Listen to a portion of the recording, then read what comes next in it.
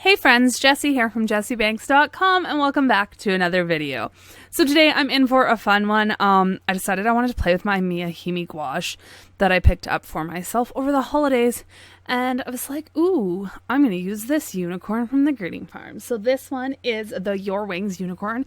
I don't think it's in the shop right now, but if you did really want it, Marie does take requests for her farmer's market, so you can always email her and let her know that you would like it, and hopefully you can get it on the list and be able to pick it up. So I am stamping her out on some watercolor paper. Now this sucks up a lot of copic ink, but I really wanted to do this, so I just colored up our little unicorn here with my copic markers. They blend really, really well on the watercolor paper, but it does use a lot more ink than normal paper that you use with your markers would use, so I wouldn't do like a massive coloring on with Copics on watercolor paper, but it was the best way to achieve the look I wanted for this sweet little nighttime scene of the little Pegasus or unicorn or whatever. I don't think it's unicorn, it has no horn, so we'll go with Pegasus flying through the night sky. So I just started off with some end markers there to create the I was gonna say skin tone, the body color, I guess, of our little Pegasus. And then I'm going to go in and do her hair hot pink. So I started off with RV69, and then I go to RV29, 25, and 21, and that's all I use. So it was just super quick coloring. You can't lay down a lot of ink on the paper. It does bleed all over the place. If you look really close, it bled into her neck a little bit. I fixed it as best I could. You don't really notice it with what's going on the rest of the card in the end, but it was super noticeable as soon as I finished coloring it in. So I did what I could to fix it, and then carried on with the rest of the card because I had this dream in my mind that this is what I was doing, and I wasn't going to let a little bit of pink in the fur of the Pegasus stop me. So just blending out her hair real fast, coloring light to dark, one coat. I like to have that texture in hair to begin with, so in her mane and her tail I wasn't worried about smooth transitional blending. Just put the color on there and let's get on to the fun stuff, right? So I did cut a mask out of just masking paper of this image, and I'm going to put that on top, and then I cross my fingers and I hope for the best, you guys. I had no idea if this was going to work out. I didn't know if this was going to be a disaster. I didn't know what I was getting into.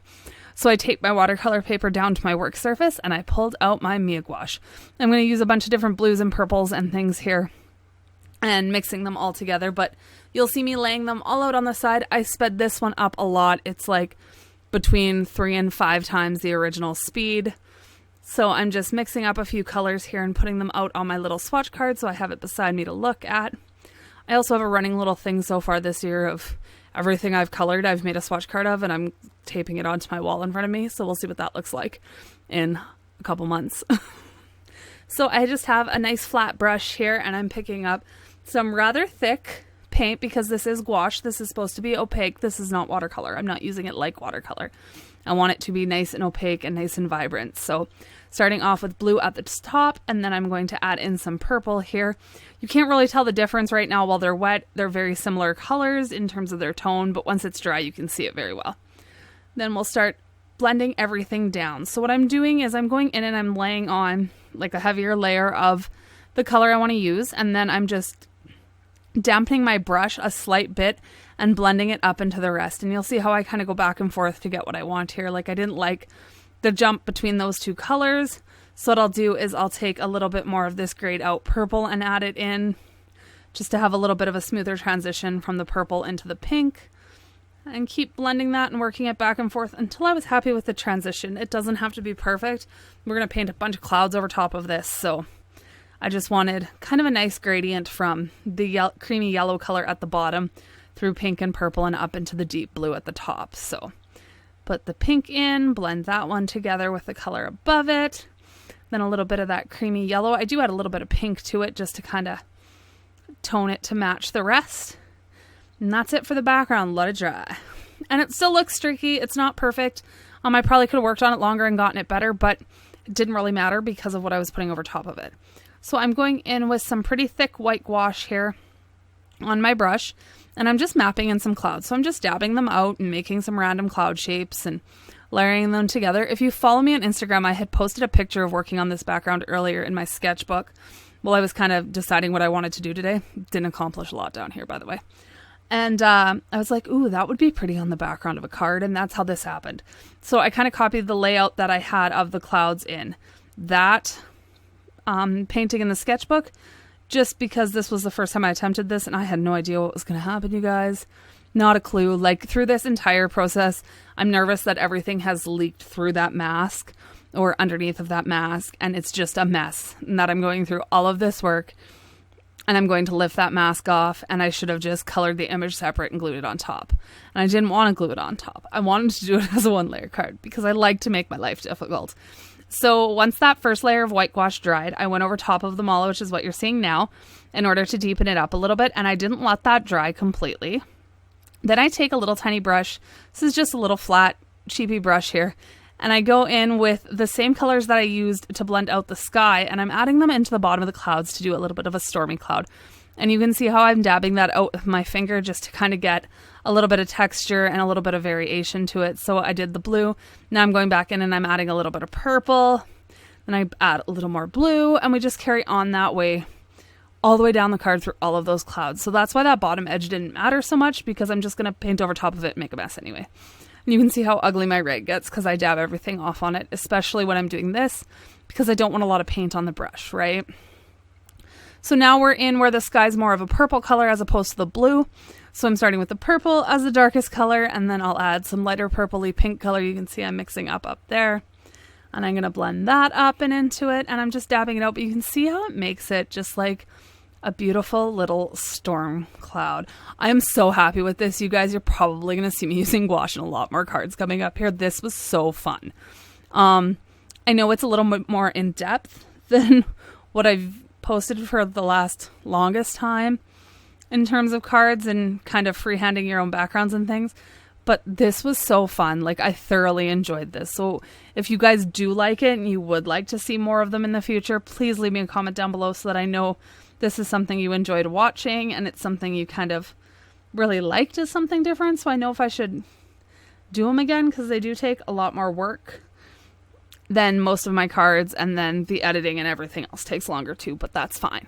I enjoy doing it, so it really doesn't bother me. So you can see how I went in with the purple on that one, and now I'm adding the pink because we're starting to fade into the pink here. So we're dabbing that one in, and then a little more purple, and just back and forth until I'm happy with it. I am completely ignoring that mask is there currently. I'm painting those clouds across like it's not even there at all. I didn't want it to look disjointed. I wanted it to look like she was right in front of them. And I figured the easiest way to accomplish that was to paint the clouds right over top of her and not pretend like she's there, because the hope is to pull this mask off and everything to be beautiful underneath at this point. So I'm just like, well, if we're committing, let's commit. So now I'm just adding a tiny little bit of purple just to give it a little more variation down there at the bottom. Now let's pull this off.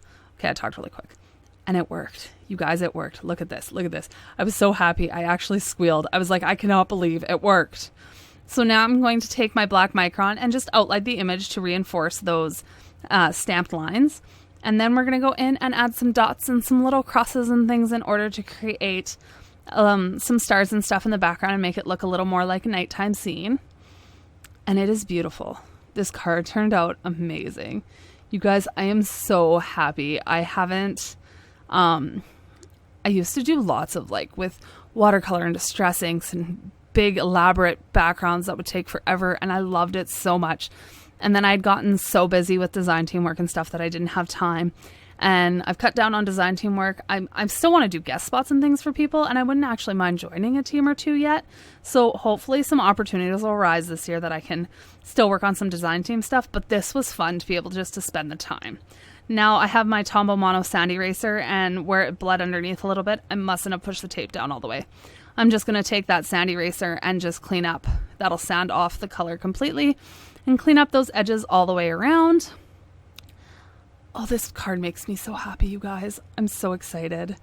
Now, one last thing was to put a sentiment on. So I have that Show Your Wings and Fly, and I'm going to ink that up with VersaFine Onyx Black ink.